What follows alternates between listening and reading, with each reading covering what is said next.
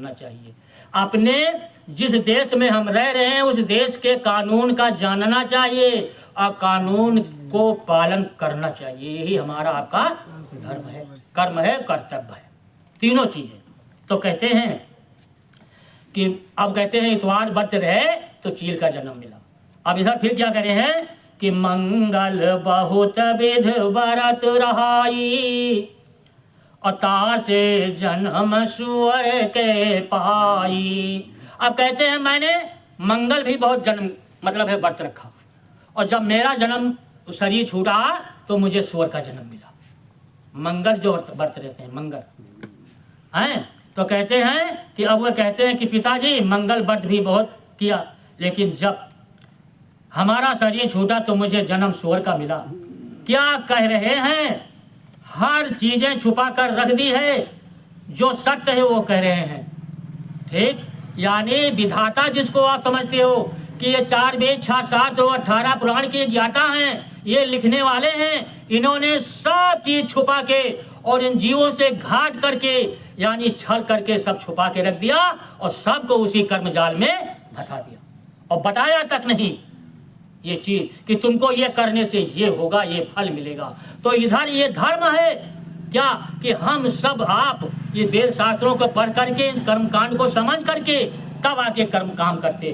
तो वेद पढ़ने से कोई अपराधी नहीं है, उस कर्म करने से अपराधी बनोगे। उसको पढ़ोगे तो ज्ञान होगा, जान जाओगे। यही बात तो गोस्वामी जी पंडितों को समझा रहे हैं कि ये सब तुम्हारे वेद में लिखा है, शास्त्र में लिखा है। कोई आज तक वेद बांचने वाला, शास्त्र पढ़ने वाला बताया इन बातों को?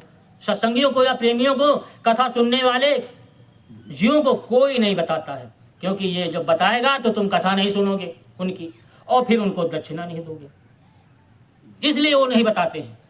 इसलिए उन्होंने जितने ये हैं ये सब हमारे आपके कर्म जीवन के बाधक हैं, क्योंकि हम आप हमेशा इसी में फंसे रहे, ये सच्ची बात नहीं बताते। अब वो कहते हैं बहुत, क्या कहते हैं कि सत्य अपनी जगह है, जिनका व्रत करना था उनका महत्तम वर्णन किया, वो जब जानकर किया लेकिन अभी तक छुटकारा नहीं मिला। गोस्वामी जी महाराज कहते हैं कि लोमस ऋषि विधि विधान से खूब हतरी तरह से उसका महत्तम समझ करके विधि विधान से पूजा पाठ जब तक किया लेकिन उन्होंने छुटकारा नहीं पाया। फिर वो कहते हैं अगर सच्चा व्रत करते तो इनसे छूट जाते, सदा के लिए चले जाते। ये भव नगरी है, अंधकार की अंधकार है, इसमें गिर गए तो कोई निकालने वाला नहीं, इसी में फंसना और कुछ हाथ नहीं लगना। तो कहते हैं अरे पुण्य बरत तीज को कीना कुकर जन्म ताहि से लीना। अब कहते हैं जी को अखर तिरिया कहते हो, तीज अखर तिरिया बता नहीं जाते, अखर तिरिया बढ़ते रहने वाले को कुकुर और कुकरिया बनना पड़ता है। वो कहते हैं कि उनका यही जन्म मिलेगा। भैया जय गुरुदेव। अब वो कहते हैं कि तीज का व्रत भी बहुत किया लेकिन जब मेरी मृत्यु हुई तो मुझे जन्म क्या मिला? कुकुर का। कौन व्रत उन्होंने छोड़ा है और सब उपाय फिर किए मुक्ति के लिए, तो जो जो पिता ने बताए सुझाए वो सारे के सारे उपाय लोमस ऋषि ने किए, लेकिन कहाँ कहाँ जन्म हुआ वो सब बताते चले जा रहे हैं कि पिताजी ये मेरा हाल हुआ, ये दुर्दशा मेरी। तो वो बता रहे हैं अपने पिता से। तो कहते हैं अर प्रदोष नियम से कीना। अर प्रदोष व्रत आता है, पंडित बता जाते हैं हर पाठ में एक बार आता है ना। कहते हैं खर का जन्म ताहे से लीना। खर किसको कहते हैं जानते हो? नहीं जानते हो? खर कहते हैं गधा को। तो जो प्रदोष व्रत रहते हैं जब उनका शरीर छूटेगा तो वो गधा और गधी बनेंगे। ठीक, ये आपके वेद शास्त्र में लिखा है। गोस्वामी जी कह रहे हैं, मैं नहीं कह रहा हूँ। और लोमस ऋषि कह रहे हैं अपने पिता से कि तुमने हमको फंसा के रखा, बताओ सगे बेटे में और बाप में ये घाट है। जब तो तुमने ब्रह्मा को देखा नहीं और तुमने ब्रह्मा को पहचाना नहीं है तो तुम्हारी क्या दशा होगी? भला तुमको ब्रह्मा कैसे मुक्ति दे देंगे? ये सोचना चाहिए हमको कि जब वो सगे बाप बेटे में ये बातचीत चल रही है और अपने बेटे को नहीं बख्शा, नहीं छोड़ा, तो बताओ हमको आपको कब छोड़ेंगे ब्रह्मा? नहीं छोड़ेंगे। इसलिए वो कहते हैं कि वो तो कह रहे हैं कि मेरा जन्म इस योनि में हुआ, मैं किन किन योनि में भटका और किस किस शरीरों में भटका, तो मुझे तो अभी तक राह नहीं मिली, यानी कोई रास्ते ही नहीं मिला। को कह रहा है, लोमा ऋषि कह रहे हैं अपने पिता से, हैं कि मुक्ति नहीं मिली। पिताजी कोई और रास्ता मुक्ति का हो तो आप कृपा कर दीजिए, अरे बता दीजिए, कृपा कर दीजिए हमारे पर, मुझे मुक्ति का रास्ता बता दीजिए। अब उनके पिता कहाँ चूकने वाले, जब वो पूछ रहे हैं तो वो फिर कह रहे हैं कि बीती पात विध से विध कीना, जन्म जाहे बंदर को लेना। और वो कहाँ तक वर्णन किया जाए, वो महापुरुषों ने कहा जैसे जैसे व्रत करोगे वैसे योनि मिलेगी। ठीक, उसमें से निकला सांप में, उसमें से निकाला बिच्छू में, उसमें से निकाला गधे में, उसमें से निकाला 84 में, तो आपको मुक्ति नहीं मिलेगी। है, इसमें से मन को, चित्त को, बुद्धि को, प्राणों को, जीवात्मा को निकाला, इसमें बंद कर दिया। देखिए, आत्मा, परमात्मा, जीव, बुद्धि, चित्त, मन और ये सब अलग अलग है। इसमें बहुत लोग कह देते हैं कि सब एक है, एक नहीं है। इन सब का काम अलग अलग है और सब अलग अलग हैं और सब अपना अपना काम कर रही हैं। ठीक, और सबका चेतन जनया जीव है, वो सबको जानने वाला है, लेकिन उसको किसी ने नहीं जाना। ठीक, इसलिए वो कहते हैं कि जो जाने सो दे जनाई, जानने वाले को कोई जानता नहीं। अब वो कहते हैं कि फिर मुक्ति नहीं मिली, लेकिन वहाँ का हाल वह सुना रहे हैं जो उन्होंने अपनी दिव्य दृष्टि से देखा और जो उनकी दुर्दशा हुई और योनियों में गए और कष्ट सहा। वो सारी बात अपने पिता से कह रहे हैं लोमश ऋषि, लेकिन कोई उनकी बात को सुना नहीं। कहते हैं तो कहते हैं फिर कि नौमी बरत अष्टमी की ना, तासे जन्म घूस को लीना। कहते हैं नौमी और अष्टमी बरते रात हैं, कोई है बजने नौमी अष्टमी रात है, वो सब छोड़ देते हैं। तो व्रत भरे तो कर रहे हैं, अपने करने का तो फल बना ही नहीं रहे हैं ना। तो कहते हैं कि वो उससे क्या जन्म मिलेगा, किसका, गीदड़ जो उल्लू टंगा रहता हो, हाँ हाँ, गीदड़ का जन्म। तो कहते हैं नौमी का अष्टमी का व्रत करने मुक्ति के लिए बहुत किया है, लेकिन मुझे तो मुक्ति मिली नहीं, बल्कि घूस का जन्म मिला। जिसको घाक कहते हो कि बोली नहीं अच्छी लगती है, भाई उल्लू ने कोई कहूँ बोले लगे, भेज कहाँ या उसे इका उड़ाओ, यहाँ से हटाओ, कोई सुनत है, नहीं सुनत है। तो कहते हैं कि छुटकारा नहीं मिला, मुझे घूस की योनि मिली और छुटकारा नहीं मिला। तो फिर कहा कि अरु अनंत 14 पुण्य की ना, जगह चतुर्दशी कहते हो, अनंत 14 है, तासे जन्म ऊँटी को लीना। अब कहते हैं अनंत 14 जिन बरते रात हैं उनको ऊँट का जन्म मिलेगा। कहते हैं अनंत 14 उसका भी, उस व्रत को भी किया, लेकिन मुझे जब योनि मिली तो ऊँट की मिली। हाँ, कहाँ तक वर्णन किया जाए, 4 खाने 84 लक्ष योनियाँ हैं, कितना वर्णन किया जाए और कितनी योनियाँ अलग अलग, वे तो नस्लें हैं अलग अलग। योनि तो 4 ही हैं, 4 योनि, अंडज, पिंडज, उष्मज और अस्थावर, ये 4 योनियाँ हैं। इन चारों योनि में 84 लक्ष कारागार हैं। कारागार का मतलब कोठरी है। तो जस कर्म के अनुसार उसी कोठरी में वो मतलब है 3 लोक का मालिक, जिसे निरंजन भगवान कहते हैं, वो उसी में डाल देता है, कारागार में है। तो 4 खाने हैं, अंडज, पिंजज, उष्मज और अस्थावर। तो थोड़ा सा खाने समझ लो कि कौन कौन खाने हैं। तो अंडज कहते हैं जो अंडा से जीव पैदा होते हैं, अंडे से है। और उष्मज उसको कहते हैं जो गर्मी ठंडी से, यानी आकाशमात जीव पैदा भय और मर जाते हैं। तमाम कीड़े मकोड़े बरसात में होते हैं ना, आकाशमात देखो कहूँ को जोर किरवा इकट्ठे तैयार है और इकट्ठे हुए मरत हैं। तो आकाशमात इनको गर्मी ठंडी से, इसको कहते हैं उष्मज खानी, यानी गर्मी ठंडी से आकाशमात जन्म इनका हुआ और आकाशमात इनका जन्म खत्म। तो ये है उष्मज खानी। और अस्थावर खानी कहते हैं पेड़ पौधे कि ये चल नहीं सकते, जितना हरा भरा संसार में देख रहे ये अस्थावर खानी। और पिंड खानी में जो पिंड से साकार बच्चा पैदा होता है, जैसे बिल्ली, कुत्ता, घोड़, गधा, बैल, हाथी, ऊँट है, और मनुष्य, सियार, यानी जितने ये हैं पिंड से साकार बच्चा पैदा होने वाला, इसको पिंड खानी कहा। और इसी पिंड खानी में मनुष्य आता है, क्योंकि वही प्रकार मनुष्य पैदा होता है, जैसे पशु के बच्चे पैदा होते हैं वैसे मनुष्य का जन्म होता है, हैं? तो ये जितने हैं कुत्ता, बिल्ली, ये सब मतलब है पिंड खाने में आते हैं। जो किसी के पेट से जो बच्चा पैदा होता है वो पिंड खाने, हाँ, इसको पिंड। तो कहते हैं ये 4 खाने हैं, और इसमें 84 लक्ष धाराएं हैं, और 84 लाख अलग कारागार है। अब बात समझ में आई? लक्ष्य 84 हैं, ना 83 है, ना 85 हैं। लक्ष्य का मतलब होता है, एक लक्ष्य है कि तुमको भाई इसमें डाल दिया गया, और उसमें इतने प्रकार के कष्ट हैं कि तुम्हारे कर्म के अनुसार तुमको उसी कारागार में तुमको कोठरियां अलग अलग बनी है, उसी में डालेगा। ठीक, तो इस प्रकार से वो कहते हैं कि हाँ, तो 84 लाख हो गया। तो कहते हैं और चतुर्दशी बरत बखाना, तासे जन्म भैंस को जाना। चतुर्दशी जो करवा बरते रहा, ठीक, तो कहते हैं जो करवा बरते रहते उनको भैंस की योनि मिलेगी, भैंस बनना पड़ेगा।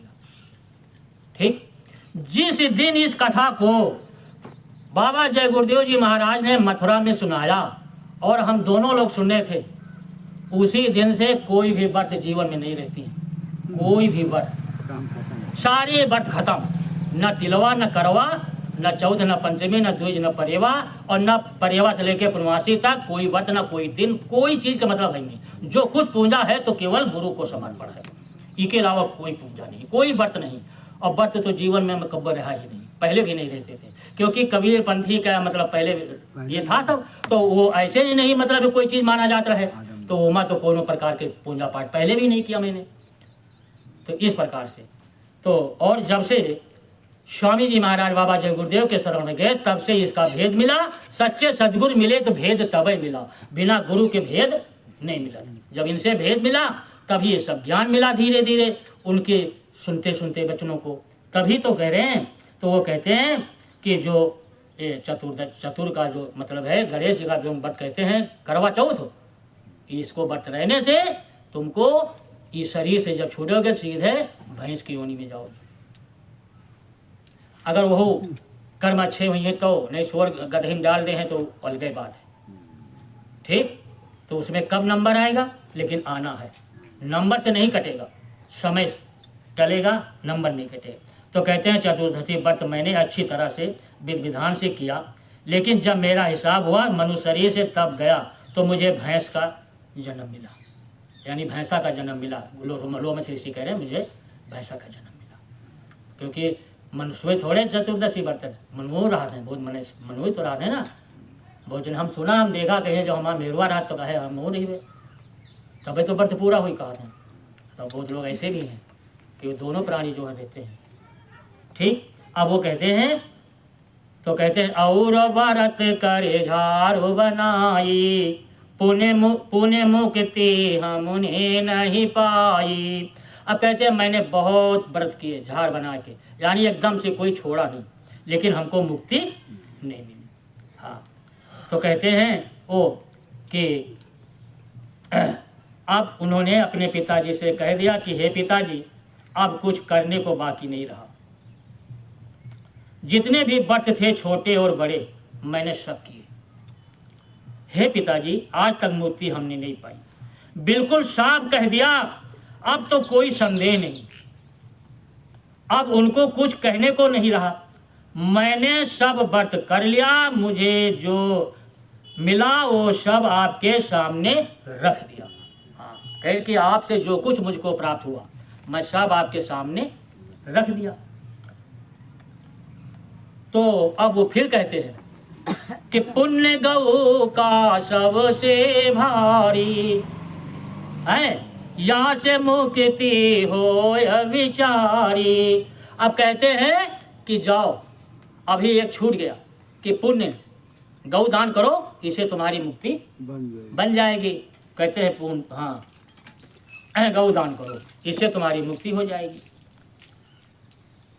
तो लोमस ऋषि कहते हैं कि गौदान दीना बहु तेरा, जन्म मिला तो बकरी केरा। अब कहते हैं कि मैंने बहुत गौदान दिया और गौदान देने का फल जो उसका मिला तो मुझे बकरी का जन्म मिला। और जब बकरी बने तब संसार के लोगों ने मुझे मार मार के खाया, बना के खाया, काट के खूब अच्छी तरह से नमक मिर्चा मसाला डाल के। ऐसे नहीं खा लिया, खूब हमारी दुर्दशा करके हमको खाया है। अब वो कहते हैं कि गौ का दान बहुत किया मैंने, लेकिन जब मुझको जन्म मिला तो मैं बकरी बन गया। अब क्या होगा वो लोग क्या जाने, काटेंगे वो लोग खाएंगे। ऐसी योनि में जो जो आपने कहा उसे करने पर मुझे जाना पड़ा। मुझको जिस बात को जो जो बताएंगे वो सब करके, लेकिन जो मेरी दुर्गति है वो सब आपके सामने मैं रख रहा हूँ। कहते हैं लोमस ऋषि के, हे पिताजी, जो जो कुछ तुमने बताया मुझको मैंने सब किया और तुम्हारे कहने का आदेश पालन किया। सब योनि में मैं गया, लेकिन जो मुझे दशा हुई है उस दशा को मैं वर्णन कर रहा हूँ आपसे कि जो मुझे भोगना पड़ा है। तो कहते हैं और बता रहे हैं लोमस ऋषि कि बामन भोजन दिए अघाई। ज़्यादातर आप लोग खवाओ तो बामन का, तुम ठाकुर लोग क्षत्रिय। कहते हैं कि ब्राह्मण भोजन दिए अघाई, बिच्छू जन्म ताहि से पाई। अब कहते हैं कि मैंने ब्राह्मणों को भोजन बड़ी अच्छी तरह से उनकी इच्छा के अनुसार कराए, एक दो भोजन नहीं, लेकिन जब मुझको जन्म मिला तो बिच्छू का, वो तो एक कहावत है कि ब्राह्मण कुकुर नाऊ और जात देख गुर्राऊ। हाँ, ये अपनी जात को देख करके खुशी नहीं होते हैं कि युवा गवाह है वह हमार पूना मतलब है दक्षिणा कर जी, पूजा कर जी हैं। एक नौवा बगल दुकान लगाए हो, दूसरा लगा लिए तो कहीं अब हमारे गाँव की काट ले, ठीक है। और कुकुर एक जहाँ बैठे दूसरा आ जाओ तो दूरे से गुर्रा। तो कहते हैं इन तीन जाति का स्वभाव है ब्राह्मण कुकुर नौ, जात देख गुर्रा। तो कहते हैं वो तो कहावत सत्य है, कहते हैं झूठ भी नहीं। हाँ, गलत नहीं है, अपनी जगह पर सही है। स्वभाव तो अपनी अच्छी योनि का है ही नहीं, यानी जो मानव शरीर योनि में बैठे वो मानव योनि का स्वभाव है ये नहीं है, स्वभाव है उस योनि का है। हाँ, तो कहते हैं कि ऐसा भी नहीं कि सेवा नहीं की, सेवा किया। तो कहते हैं हर तरह से मैंने ब्राह्मणों की सेवा किया, लेकिन मुझे जब जन्म मिला तो बिच्छू का मिला। और अनेक पुण्य विध कीना, जासे योनि योन दुख लीना। और कहते हैं और तमाम प्रकार की मैंने पूजा की, विध विधान से किया, लेकिन हमको उसी योनि में जाना पड़ा। कहते हैं कि अनेकों पुण्य आपने जो वर्णन किए वह सब हमने किया, लेकिन मुझे योनि योनि में कष्ट अनेक प्रकार से यानी सख्त मिले जो असनीय है। सख्त का मतलब असनीय दुख सहना पड़ा, असनीय कष्ट सहना पड़ा हमको उस योनि में, कहा नहीं जा सकता है। तभी तो गोस्वामी जी महाराज ने लिखा है रामचरितमानस में, क्या लिखा कि जन्मत मरत दुस्साह दुख होई। कहते जन्मते मरते जो दुख होता है वो जीवन में कभी नहीं होता, जीवन में कभी दुख नहीं होता, चाहे जितना दुख आ जाए, चाहे एक्सीडेंट हो जाए, गला कट जाए, कुछ भी हो जाए, लेकिन जो दुख जन्मते मरते समय होता है वो जीवन में कभी दोबारा नहीं होता। इतना कष्ट है। तो सबसे बड़ा जीवात्मा का कष्ट है जन्म और मरण, और जन्म मरण से छुट्टी पावे यह है मुक्ति आए, इसी को मोक्ष कहते हैं, इसी को मोक्ष कहते हैं। अब कहते हैं कि हाँ कि और अनेक पुण्य विध कीना, जासे जोनि जोन दुख लीना। तो कहते हैं भांति भांति के कष्ट मिले हमको, जो तुम कही सभी हम कीना, मुक्ति न पाई रहो अधीना। अब कहते हैं कि जो जो तुमने बताया पिताजी वो मैंने सब किया, लेकिन हमको मुक्ति नहीं मिली, हमको रास्ता नहीं मिला और मैं अधीन ही रह गया, यानी हमारा काम नहीं बना। हाँ, अब कहते हैं लोमस ऋषि के पिताजी, जो जो आपने बताया सो आदेश आपने दिया वो सब विधि विधान से मैं सब कुछ किया, लेकिन मुक्ति मुझको अब तक नहीं मिली। मैं वैसे का वैसे रह गया, जैसे था वैसे रह गया। तो बताओ, जब हुई इनकी नहीं हुई और उनकी उम्र 1,00,000 वर्ष की थी, उस समय की बात है, सतयुग में। सतयुग में सबकी उम्र जो है 1,00,000 वर्ष की थी, सारे जीव की। तब 84 खाने नहीं थी, ये 4 खाने नहीं थी, तब केवल मानव शरीर था और कोई खाने नहीं थी। 84 ये तो सब त्रेता से संबंध बना, विधान बना, फिर त्रेता से लागू हुआ है। सतयुग में ये नहीं था। हाँ, इसीलिए, लेकिन तब बड़ा कष्ट था लोगों को। हाली उस समय 3 युग में भगवान कबीर साहब जब आज पुरुष सबसे पहले धरती पर उतरने लगे तो कलयुग से भेंट हुई। कलयुग ने सारी बात कहा और उनसे तिरबाचुक ले लिया। तो इन्होंने तिरबाचुक दे दिया, तो उसने कह दिया कि सतयुग और त्रेता और द्वापर तुम हमारी राज में हस्तक्षेप नहीं करोगे, जीवों को तुम जबरदस्ती नहीं करोगे। तो इन्होंने वचन दे दिया कि ठीक है, हम 3 युग तुमसे और तुम्हारे जीवों में, तुम्हारे राज में जबरदस्ती नहीं करेंगे, जो हमारी बात मान लेगा तो चला जाएगा। लेकिन अब 3 युग बीतते बीतते इतना दिन बीत गया, उसका इतना प्रभाव पड़ गया जीवों पर, और धीरे धीरे तब उसने बंधन बनाया और नियम बनाया, कानून बनाया, और धीरे धीरे जीवों को बांध लिया। तब बांधा उसने, और उसने ये सोचा कि जब हम 3 युग में बांध लेंगे व्यवस्था से, तो कलयुग में ही हमारा करिएगा। कलयुग में इनके कोई बात न मानी। इसीलिए संत महापुरुषों की कलयुग में कोई बात नहीं मानता है। ठीक, ये उसका वरदान है। लेकिन इधर संत आ रहे हैं, वो कहते हैं कि कलयुग में ले जाने के लिए तुझको मैंने कोई वचन नहीं दिया है। ये जीव चाहे जब जाएंगे, चाहे जैसे जाएंगे, मैं इनको सबको मना के ले जाऊंगा और तेरा राज खाली कर दूंगा। हाँ, ये संतों का वचन है। वो कहते हैं कि जब तक एक भी जीव आत्मा इस धरती पर रहेगी, तब तक संत आएंगे और उन जीवों को ले जाएंगे। जैसे बच्ची की जब शादी कर देते हो, और बच्ची शादी होने के बाद भी अपने मायके में रहती है। जिस बच्चे से शादी करते हो देश विदेश में रहता है, लेकिन जब कभी वापस आता है अपने घर, तो आकर के वो अपने घर बुला ले जाता है। बात समझ गए? क्योंकि वो अधिकार उनका हो गया। इसलिए अब जीव आत्माओं जब यहाँ संत आते हैं तो वो अपनी छाप डाल जाते हैं, अपना नाम डाल जाते हैं। तुम चाहे जैसे अगर उनका नाम ले रहे हो, तो तुम धीरे धीरे एक दिन उनके नाम पर आ जाओगे, और उनके जब प्रेमी बन जाओगे तो तुमको अपने घर ले जाएंगे, यानी वो फिर तुमको अपने सच्चे घर ले जाएंगे, पहुंचा देंगे। ये काम संतों का है। इसीलिए संत ना ही नहीं करते हैं, और सारे कष्ट हमारे आपके वचनों के, शरीर द्वारा, धन द्वारा, चाहे जैसे हम उनको कष्ट पहुंचाते हैं, तो सब झेल लेते हैं, क्योंकि वो वचन के पाबंद हैं, वचन दिए हुए हैं, और हम आप उनके वचन और उनके नियम से अनभिज्ञ हैं, यानी उनको समझ नहीं पाते, जान नहीं पाते हैं। तो इसलिए वो कहते हैं कि इस प्रकार से वो कहते हैं कि जो तुम कही कहा सब कीना, मुक्ति न पाई रहो अधीना।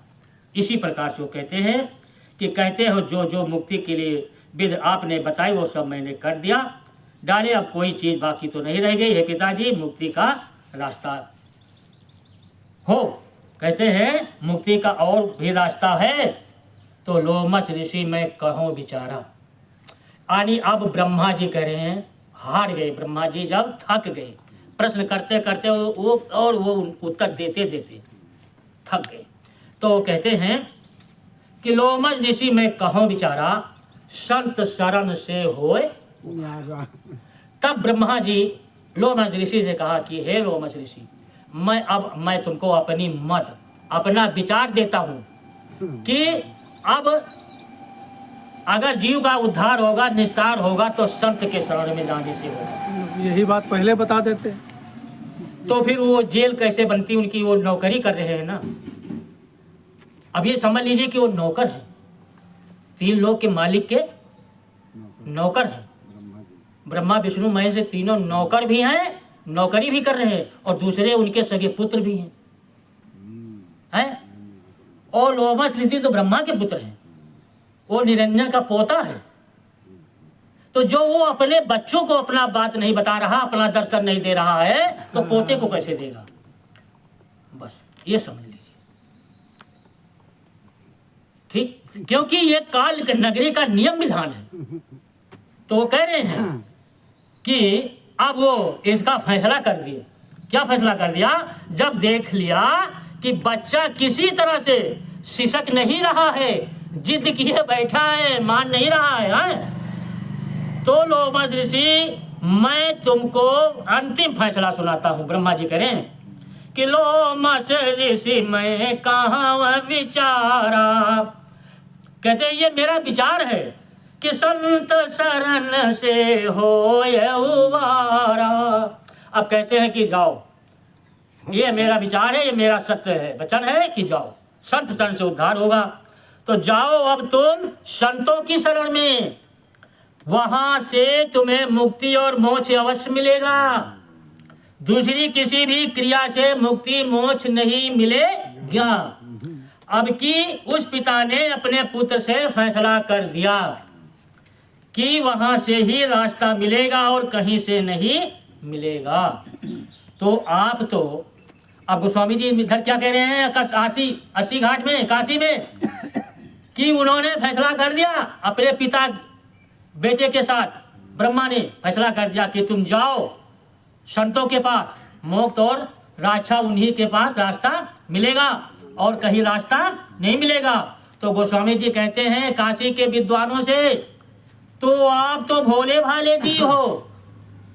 उनको देखो कैसा बढ़िया उनको ले रहे हैं लाइन में। वो कह रहे हैं आप तो भोले भाले जी हो, कोई पूजा नहीं, कोई पाठ नहीं, कोई भागवत पूजा नहीं, कोई गंगा स्नान नहीं, कोई ये नहीं, वैसे भी ठाकुर की पोटली बांधे फिरते हो, हैं?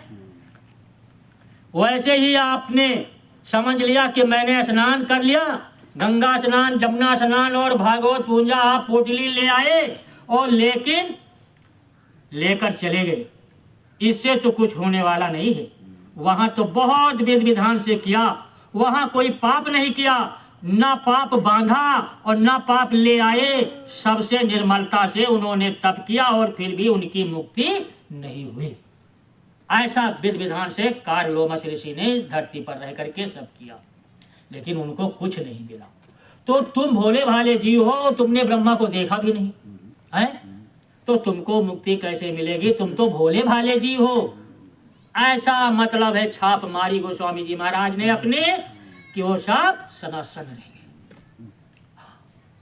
तब वो कहते हैं कि लोमस ऋषि मैं करम विचारा, संत शरण से हो उबारा। सत्य बात मैंने तुम्हें बता दिया कि जाओ, जल्दी करो, देर मत करो। ब्रह्मा कह रहे हैं जल्दी जाओ, हाँ देर न करो, कहीं ना कहीं तलाश कर लो और उन्हीं से तुम्हारा छुटकारा हो जाएगा और किसी तरह से नहीं। तीर्थ व्रत सब झूठ पसारा। अब ब्रह्मा जी अपने बेटे लोमस ऋषि से अपना भेद बता रहे हैं कि जो कुछ मैंने लिखा है तो किसी के कहने से लिखा हो, ये सब झूठ लिखा है, सुन लो। ब्रह्मा जी स्वयं कह रहे हैं हाँ कि लो तीर्थ व्रत सब झूठ पसारा, नहीं हुई है या से निस्तारा। अब ये लोमस ऋषि के पिता समझा कर कहते कि हे लोमस ऋषि, तीर्थ व्रत सब झूठ का पसारा है, इनसे कभी छुटकारा नहीं हो सकता है। अब आप सोच लीजिए कि ये है इतने दिनों तक फंसाए रहे,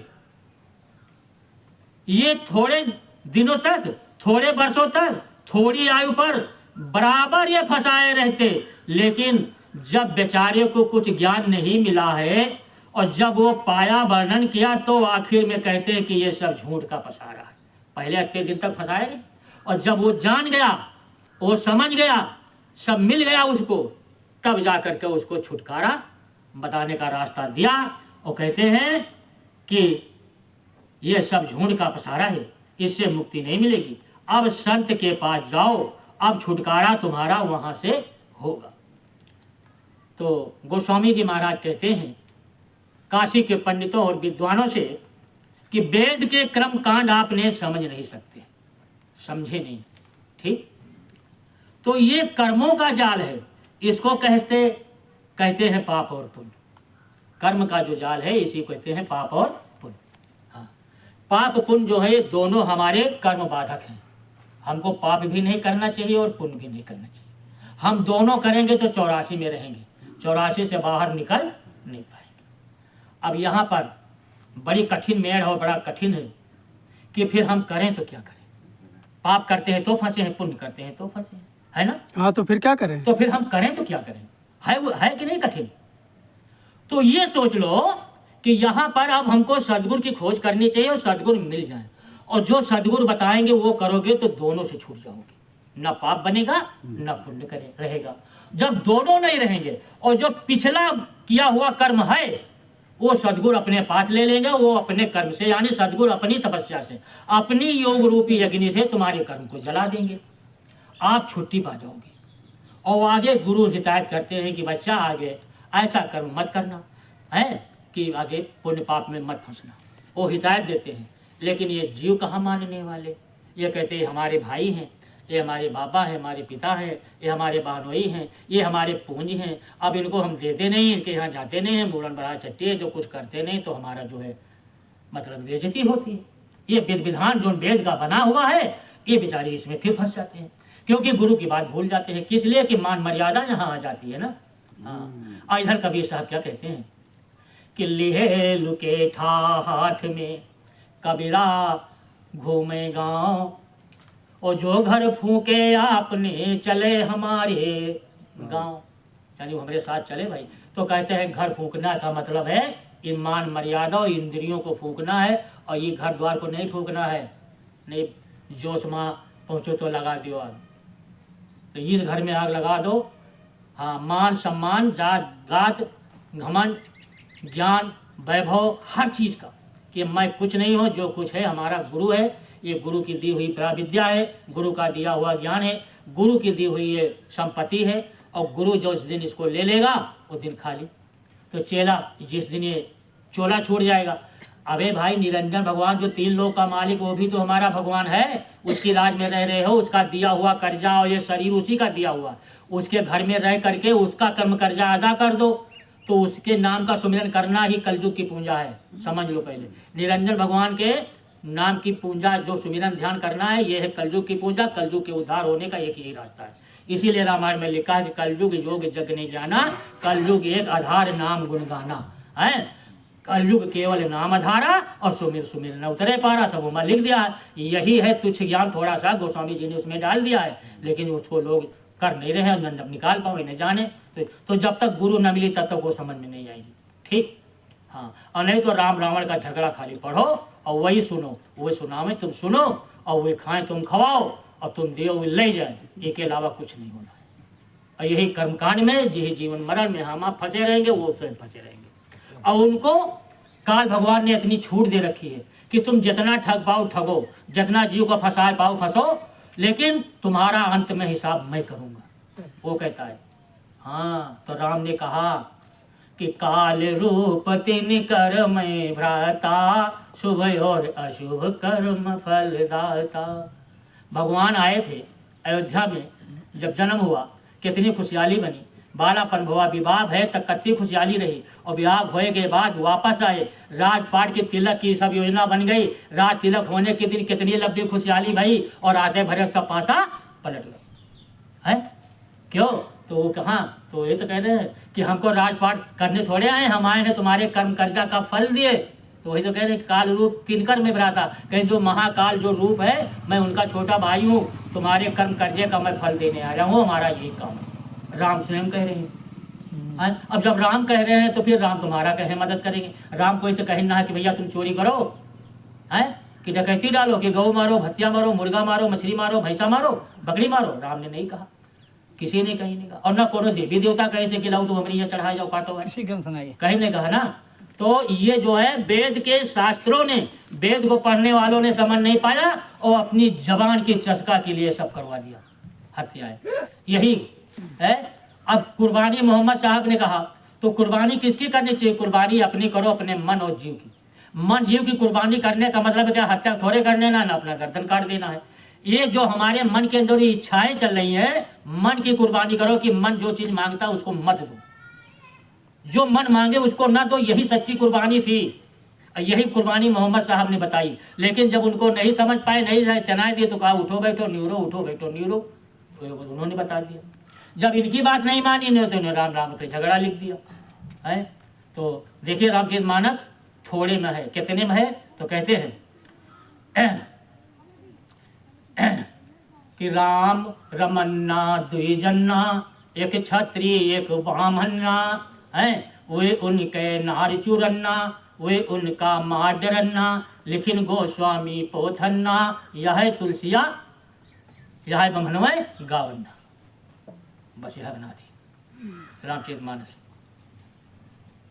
अभी माँ उन्होंने हमारे आपके लिए, भक्तों के लिए, जाने माने के लिए थोड़ा सा उन्होंने अमूल्य धन डाल दिया कि जगह जगह डाल दिया है। तो इसको कोई ज्ञानी हो तो वह निकाल लेगा, जैसे कौवा और हंस की बात है। तो कौवा तो निकाल नहीं पाएगा क्योंकि कौवा का खा के मतलब दूसरा सामान वहीं भरा है, और वही पात्र में हंसों के चिन्हने के लिए दूध भरा है, बाकी सब पानी भरा है। तो कौवा अपन न पानी पी पाई न दूध है पाई, खाए तो पाई ना है। नीर छीर नीरो वाला भेजिए तो कौवा के मुँह कुछ लगी, न पानी लागी न दूध लागी। और जो हंस है वो दूध पी लेंगे, पानी छोड़ देंगे। इस प्रकार से समझाए सब तरीके से। तो कहते हैं कि अच्छा और बुरा, सत्य और असत्य, इसी का तो सारा विधान बना है। जो ऊपर से वेद वाणी और ब्रह्म वाणी हुई है वो सुनकर सब लिखी गई है। हाँ, ऊपर से तो ऊपर से वेद वाणी भाई तो ब्रह्मा को सुनाई पड़ी और विष्णु को, शंकर को नहीं सुनाई पड़ी, इनको नहीं सुनाई पड़ी। तो कहते हैं कि 80,000 जो है कर्मकांड, 80,000 कर्मकांड, 16,000 उपासना कांड, 4,000 ज्ञान कांड है। ये जन कहते हैं कि हाँ 4,000 ज्ञान कांड, ये उन चारों वेदों का 1,00,000 श्लोक है। वो चारों वेद जो हैं, चारों वेद में मिला करके 1,00,000 श्लोक है। 4 वेद में हाँ, 80,000 कर्म कांड, 16,000 उपासना कांड है, 4,000 ज्ञान कांड है। तो कहते हैं वो 16,000 जो उपासना कांड है, उपासना का मतलब होता है एक दूसरे की उपासक पूजा करना। तीर्थ के, व्रत के, पूजा के, पाठ के, देवी देवता, दुर्गा भैया भवानी देवी, पेड़ पौधे यानी माटी की मूर्त बना ली चाहे जाए के, तो उनसे अपना इष्ट बना लिया, उनकी पूजा करना, ये है 16,000। इसको उपासना कहते हैं। कि हम कहें कि भाई हम शंकर जी के भक्त हैं, कोई कहा हम दुर्गा के हैं, तो कोई कहा हम काली के हैं, कोई कहा हनुमान जी के हैं, है ना। और कोई जो 4,000 जो ज्ञान कांड है वो संत सदगुरु और भक्तों का है, तो वो भी वेद में है। तो 1,00,000 श्लोक में 80,000 तो कर्म कांड है, जो हम पाप पुण्य करी थे, अच्छा बुरा, ये 80,000 है। 16,000 उपासना, 4,000 ज्ञान कांड है। तो 4,000 ज्ञान कांड में इतने लोग हो, मालिक बहुत कम लोग हो। जितने संत सदगुरुओं के और उनके कथा दर्शन के उपासक हैं, उनके प्रेरणा के अंदर कि हम उनके सत्संग सुने, उनके दर्शन करें, तो ये है 4,000 ज्ञान कांड। इसी प्रकार से जैसे 1 कुंटल कोई चीज़ भरा है बोरे में, उमा तुम पौवा पुण्य चीज डाल दो, 150 ग्राम डाल दियो, तो निकालने में बड़ी मेहनत है। तो को निकाल पाई, जो जाना होई वो निकाल पाई, या जे पहचानत होई, देखा होई, जे मिलावा है ना, वो के अलावा और कोई निकाल नहीं पाई। देखिए हैं तो बहुत जने की इमा यू सामान मिला है भैया, है जैसे मसूरी में ज़्यादातर अकरा होते है। तो जो अकरा नहीं पहचानत है तो नहीं जानते कि वो अकरा है, लेकिन ये तरह जानी कि या मसूरिया तो इमा कोनो चीज़ मिला है, लेकिन उनका यूँ नहीं ज्ञान है कि मैं कौन चीज़ मिला। इसी प्रकार से ये 4,00,000 श्लोक के अंदर 4,000 ज्ञान कांड उसमें प्रवेश है। अब उसको जो इधर संत सदगुरु से मिल चुका है वो उसमें से निकाल पाएगा, तो वो अपना सार तो निकाल लेगा। बाकी वह खोई है, खरी है, जैसे गन्ना पेड़ रस निकल आवा, सरसों पेल तेल निकल आवा, खोई और खरी अपन छोड़ दी, उनका नहीं मतलब है। तो इस प्रकार से जिसको ज्ञान होगा इस चीज़ का, गुरु से ज्ञान मिल चुका होगा, वो कर पाएगा ऐसा काम।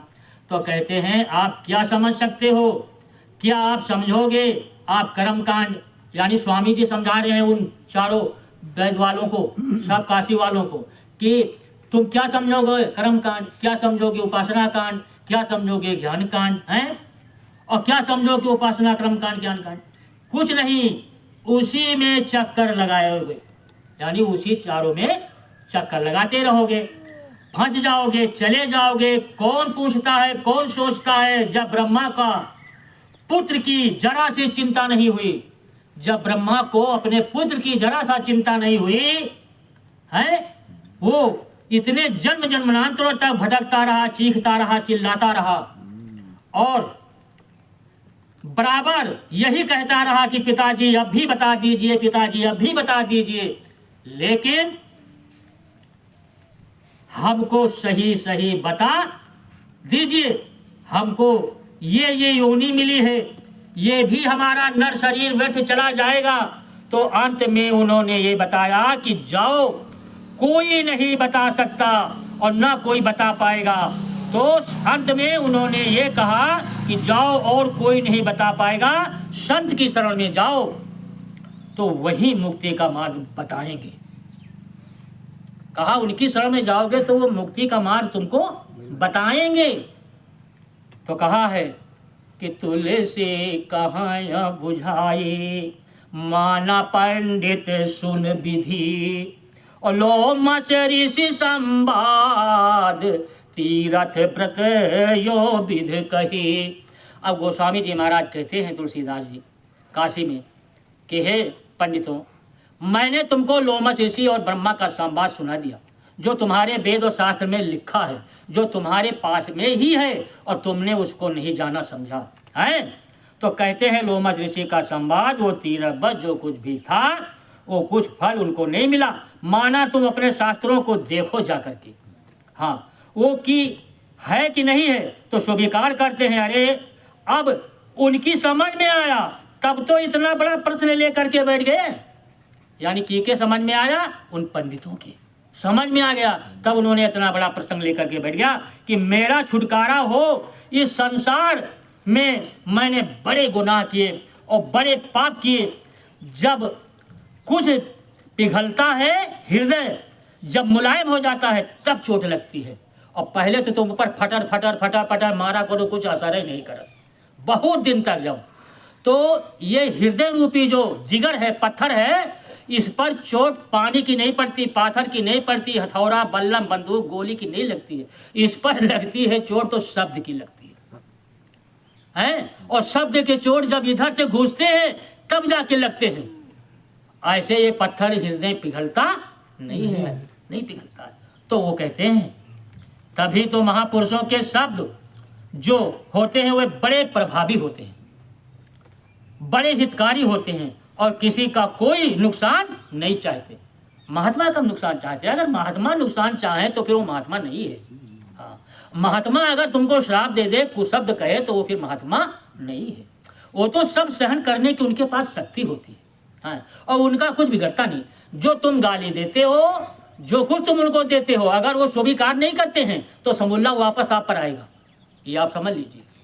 जैसे आपने कुछ किया, उनको कुछ नहीं बोले, चले गए, तो समझ लो समूला सब तुमको मैं ब्याज सहित तो उसका तुमको भोगना पड़ेगा, क्योंकि उन्होंने आपका दिया हो कोई भी सामान स्वीकार नहीं किया, लिया ही नहीं। और जब लिया नहीं तो उनके ऊपर कहाँ आवरण चढ़ेगा? नहीं चढ़ेगा ना। इसीलिए कहा जाता है कि पहचान है तो यही है सच्चे संत और महात्माओं की, और भक्त की भी यही पहचान होती है। वो का कोई कुछ कह दे और वो जाने कि ये चार जने हैं तो यहाँ हमारा कोई विषय ना, उठ के चला जाए, बस वो बोली ना, क्यों बैठे भाई वहाँ, क्योंकि उसकी कोई सुनेगा नहीं। तभी कभी साहब ने कहा था कि जहाँ चार किसाई हुआ कबीर के न विषय, जहाँ चार कसाई हुई हैं तो कसाई के आगे कबीर के कहाँ विषय, क्योंकि वो तुमसे लड़ाई करेंगे नहीं, झगड़ा करेंगे नहीं, तुम्हारे प्रश्न का उत्तर जवाब देंगे नहीं, तो वहाँ से हटना अच्छा है। तभी कहा है कि हीरा वहाँ न खोलिए जहाँ कुजड़ों की हाट, यानी जहाँ कुजड़ों की बाजार लगी, हाट माने बाजार होते हैं, तो कहीं जहाँ कुजड़ों की बाजार लगी वहाँ हीरा खोलोगे तो ना तो उनके पास पैसा है तुम्हारा हीरा लेने का, और ना उनके पास वो बुद्धि है सुनने की, और ना उनके पास वो आँख है जो पारख करने की, तीनों चीज़ नहीं है उनके पास। तो कहते हैं वहाँ दुकान मत लगाओ, साहब कहते हैं हीरा का दुकान वहाँ मत खोलो, क्योंकि उनको पारख नहीं, वो नहीं पाएंगे, पहचान नहीं पाएंगे। तो इसलिए वो कहते हैं कि तुम्हारा नुकसान रहेगा। वो तो बराबर निकालना चाहते हैं, किसको? इन खानियों से जीवात्मा को, क्योंकि जीवात्मा संतों की हैं और किसी की नहीं है। हाँ, वो जीवात्मा संतों की हैं सब। इसलिए तो जिसका जो स्वभाव है वो वही कहेगा और वही करेगा, है ना। अपने स्वभाव का आदत नहीं छोड़ता। तो अब एक छोटी सी कहानी सुना रहे हैं स्वामी जी महाराज कि एक महात्मा जी नहा रहे थे नदी में, तो बिच्छू बहा जा रहा था नदी में। तो उसने डग मारे तो वो उसको पकड़कर बाहर करने लगे। यानी महात्मा जी इस बिच्छू को पानी से बाहर नदी में निकाल के बाहर डालना चाहे तो वो बार बार उनके हाथ में डंक मार दिए, और डंक मारे वो बिच्छू फिर गिर जाए पानी में, फिर निकाले, फिर मारे, फिर निकाले।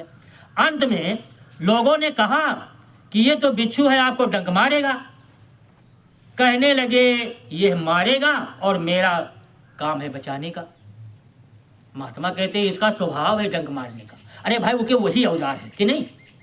सांप के एक औजार वही है कि मुंह से काटने का।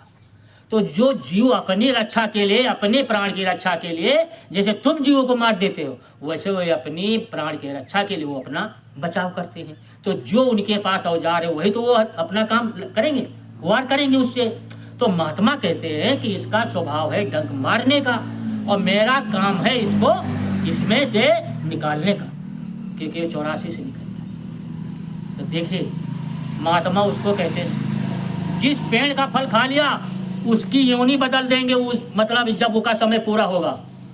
जैसे उस पेड़ का समय जब उसका पूरा हो जाएगा ना तो उसको सीधे माने योनि देते हैं संत। जिस गऊ का या जिसका दूध पीते हैं उस योनि से उसको छुड़ाकर जब छूटेगी तो सीधे मानव योनि में जाएगी। ये संतो जो शरीर से उनसे कोई भी प्राणी जीव जंतु जो महात्मा के शरीर से टच हो जाता है वो उस शरीर को छोड़ने के बाद उसको सीधे मानव योनि मिलती है। और जब मानव योनि मिलती है तब वो भक्ति का अधिकारी बन जाता है। हाँ, तभी वो जीव भक्ति के लाइन पर धीरे धीरे लगता है, चलता है, और ऐसे जीव नहीं चलता है इस प्रकार से। तो उन्होंने कहा कि ये जीव भूले हुए हैं, कितने मुद्दत से यहाँ आए हुए हैं, यहाँ से वहाँ से भेजे गए हैं, मालिक को भूल गए हैं, सत्ता को भी भूल गए हैं, और जो मांग करके लाया है उसको भी भूल गए। देखो एक बहुत अगूढ़ बात है, किसने मांग करके लाया? निरंजन भगवान ने 3 लोक का मालिक, वो 204 युग तपस्या करके तब हमको आपको उसने प्राप्त किया, और जब उसने प्राप्त कर लिया तो वो जो है हमको आपको धीरे धीरे यहाँ कर्मकांड में फंसा करके अपने से बहुत दूर कर दिया कि तुम हमको पहचान ना पाओ कि हम तुमका लेके आए हैं, ताकि यूँ ना कहो कि तुम बुला ला रहा हो, तुम्हें फंसा दियो। बात समझो कि नहीं? तो बहुत लोग ऐसे हैं अभी यहाँ कि आपको हमको जीवन में तमाम प्राणियों को फंसा लेकर ले जाते हैं, बाहर बेच लेते हैं, बुला ले जाते हैं लालच दे करके, और फिर वो कहते हैं कि चलो चलो तुमको हम वहाँ ये कर दे और देते, फंसा के बेच देते हैं। तो इसी प्रकार से कर्मकांड में जीवात्माओं को निरंजन भगवान ने बना करके हमको आपको यहाँ फंसा दिया और भुला दिया।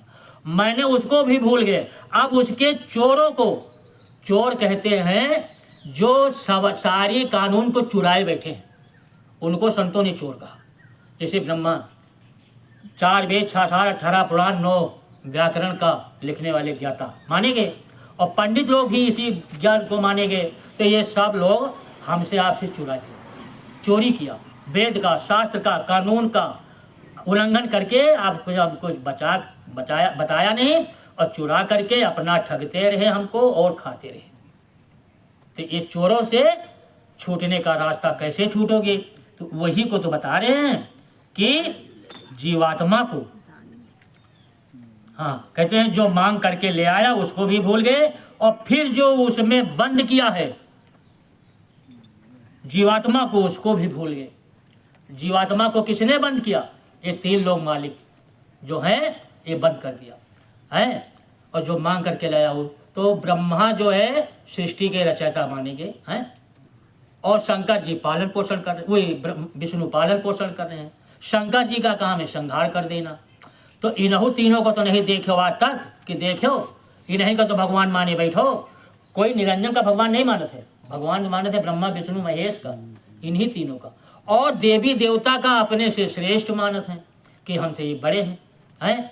5 तत्व के तुम हो और 1 तत्व के वी हैं पेड़ पौधा, 2 तत्व छोटे जीव है, 3 तत्व अंडा वाले हैं और 4 तत्व ये जीव मतलब चौपाया वाले हैं, ये पशु पक्षी हाथी घोड़ा बैल ऊँट, और 5 तत्व तुम हो। और 5 किलो के वजन तुम हो, 1 किलो 2 किलो वाले इनका 3 किलो वाले इनके तुम पूजा कर रहे हो। और जी का देखा नहीं है उसका भगवान मान रहे हो, है जी का कबो जीवन में देखा नहीं। तो ये सब हमको आपको ठग रहे हैं, ठगा जा रहा। यही चोरी है कि नियम और कानून का उल्लंघन वो लोग अपना छिपा करके हम लोगों को नहीं बताया। इसलिए तो अब संत आए हैं तो ये भेद खोल रहे हैं, तो हमारे हितैषी संत हैं जो हमको सारा भेद बता रहे हैं। तो वो कहते हैं कि अब उनको तो कुछ पता है नहीं कि क्या दूं और क्या मैं हूँ। यानी इन जीव आत्माओं को ये नहीं पता कि हम क्या हूँ, हमको यहाँ क्या करना चाहिए, हमारे अंदर कितनी पावर है, कितनी शक्ति है। जितनी पावर शक्ति आपके पास है उतनी खुदा और भगवान के पास नहीं है, अल्लाह के पास नहीं है, निरंजन के पास नहीं है, देवी देवताओं के पास नहीं है वो पावर शक्ति जो हमारे आपके पास है। केवल वो सोई हुई है शक्ति आपकी, आप जानते नहीं वो खजाना जो तुम्हारे हमारे अंदर है।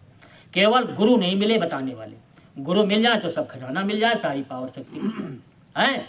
तब जब तुम जाने लगोगे इनके लोग को छोड़ करके, वही निरंजन और वहाँ के पहरेदार तुम्हारी आरती करेंगे कि अब हमारी खता को माफ़ कर दो, इतने दिन हम आपको फंसाए रहे, हमको क्षमा कर दो। ये तुमसे माफ़ी मांगेंगे कब? जब गुरु के द्वारा आपकी आँख खुलेगी, दिव्य दृष्टि खुलेगा, कान खुलेगा, नाक खुलेगा, सब देखोगे, सुनोगे, समझोगे और वहाँ का वातावरण आना जाना शुरू होगा। तब ये तुम्हारे हरदम हाथ जोड़े खड़े रहेंगे कि हमको प्रभु अब माफ़ कर देना, हमने आपको बहुत कष्ट दिया, ये माफ़ी मांगे। ये 3 लोग के देवी देवता और जितने ये है सब माफ़ी मांगेंगे इस प्रकार से। तो कहते हैं कि हमारे अंदर जो आत्मा है जीव, उसका काम करना है। यानी स्वामी जी समझा रहे हैं, बाबा जय गुरुदेव जी समझा रहे हैं, गोस्वामी जी भी काशी में पंडितों को समझा रहे हैं कि जो तुम्हारे अंदर जीवात्मा है उसका काम करना है। जीवात्मा जो है वो हमारी है ना, हम ही है जीवात्मा। अब जो बोल रही तो जीवात्मा यानी तुमको अब अपना काम करना है। अभी तक तो तुमने काल का काम किया, अपना काम नहीं किया, काल का काम किया। तो कहते हैं अगर पाँव कट जाए तो लोग कहते हैं अरे कोई बात नहीं, मैं तो जिंदा हूँ। कहते कि नहीं कहते? कहीं भैया एक्सीडेंट हुआ, गोड़ तो कट हुआ लेकिन बच गए, हाँ कम से बच गए। बच गए। तो कहाँ बच गवा है? जो कह रहा है वो कौन है? जो कह रहा है हम बच गए, यानी उनके ऊपर कोई आंच नहीं आई है, वो कौन है? समझने की बात है कि नहीं है? है ना। और फिर कहते हैं कि ये दोनों हाथ काट दिए जाएं तो कहता है नहीं नहीं कोई बात नहीं है, मैं तो जिंदा हूँ। तो दोनों हाथ कटे वाले इंसान को मैंने अपनी आंखों से देखा है कि वो भी जिंदा है? हाँ, एक और दोनों हाथ कटे हैं नहीं है और वो जिंदा है। फिर कहता है कि आप पहले समझ लीजिए कि पाँव कट जाए तो कहता है कि नहीं नहीं मैं तो बच गया, तो वो कोई ऐसी बड़ी चीज है इसके अंदर मनुष्य रूपी मंदिर में कि वो आपको परिचय दे रही है, वो बता रही है कि मैं बच गया। अरे गोड़ कट गवा तो कट गवा, लेकिन हम तो यानी गोड़ कोई दूसरे के राय कट गवा है, हमार नहीं कटा है। तभी तो कहते हम बच गए, वो कहते हम बच गए, गोड़ कट गवा लेकिन हम बच गए हैं, परिचय दे रही है। तो कहते हैं कि वो कौन है? तो कहते वो कौन है? वो है जीवात्मा। वो जीवात्मा बच गई। जीवात्मा न कटी, न मरी, न जली, न सड़ी, न गली, वो कहूँ कुछ नहीं। वो कहती लेकिन संबंध के नाते से हम आपका साथी बन करके, इसलिए हमको भी कष्ट भोगना पड़ रहा है। जैसे परिवार में है माता पिता भाई बंधु बच्चे है ना, तो परिवार का संबंध है ना। अब परिवार में एक दुखी तो सारा परिवार दुखी है, उसके पीछे उसकी सेवा में है कि नहीं। तो इसलिए वो कह रहे हैं कि हमारा आपका संबंध बन गया, यानी जीवात्मा कह रही है शरीर से, इन आँख कान दरवाजे इंद्रियों से हमारा आप संबंध बना। संबंध के नाते से मैं तेरे दुख को तेरे साथ भोग रही हूँ, लेकिन गोड़ तेरा कट गया, मैं बच गई।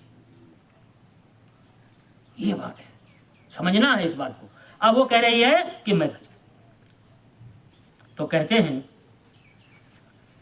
उसी को राह मिलती है, जब ये बात समझ में आती है तो उसी को मुक्ति का रास्ता मिलता है। किससे? इस संबंध से, दुनिया से छूटने का रास्ता।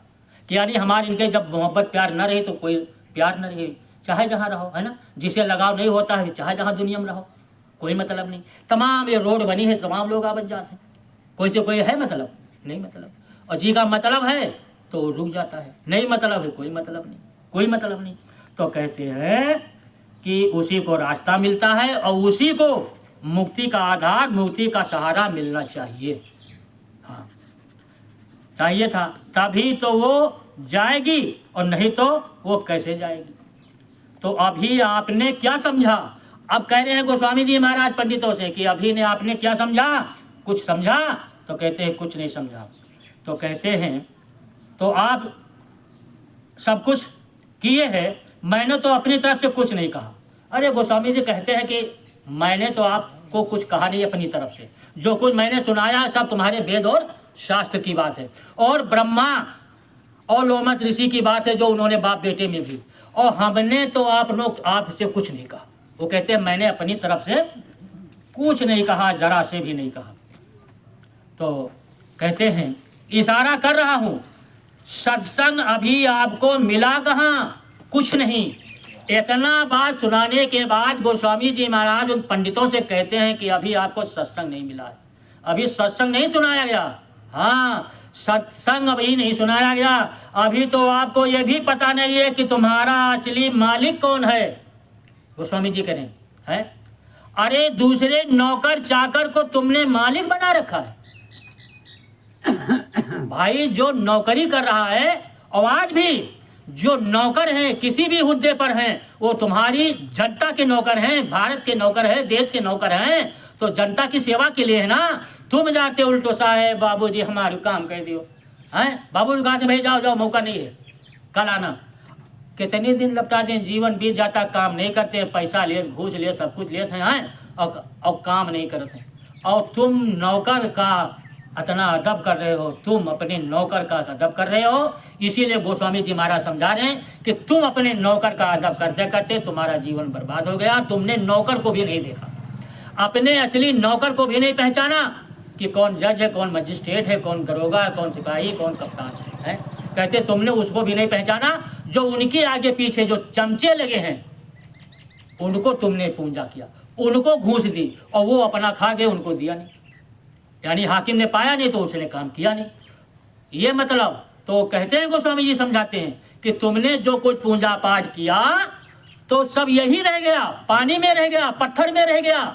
और देवी देवताओं की पूजा की, जड़ की पूजा की, तो परमात्मा की पूजा की नहीं तुमने। तो जब तुमने परमात्मा की पूजा नहीं की तो परमात्मा खुश कैसे हो?